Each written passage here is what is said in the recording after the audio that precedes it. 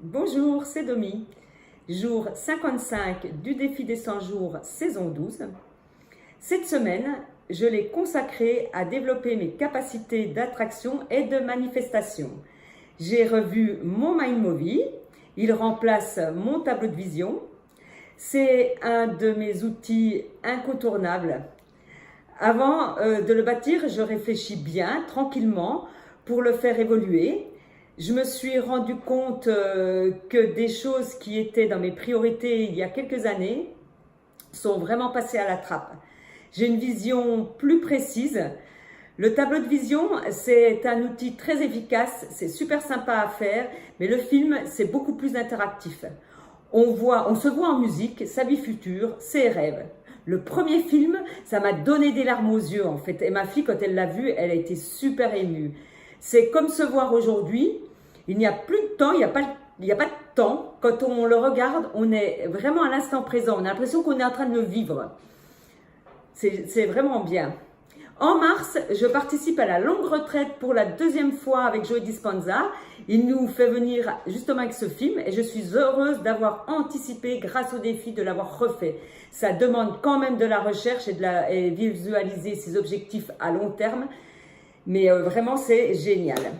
Cette semaine, je suis tombée par hasard sur le livre de Jacques Martel, Le pouvoir des mots, qui me libère. J'ai été surprise de le voir aborder l'aspect du cerveau. Il dit qu'il est primordial de savoir que notre cerveau ne fait pas la différence entre ce qui est réel, imaginaire, virtuel et symbolique. C'est exactement ce que nous enseigne Joe Dispenza. Il évoque 5 étapes pour parvenir à la guérison.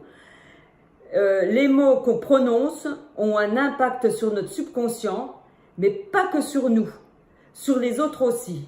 Il dit que nous devons être conscients que lorsqu'on dit des mots, notre cerveau conscient et notre cerveau subconscient l'entendent et les cerveaux conscients et subconscients des autres l'entendent aussi. Selon les mots que l'on prononce, on se livre à une transparence de nous-mêmes à notre insu.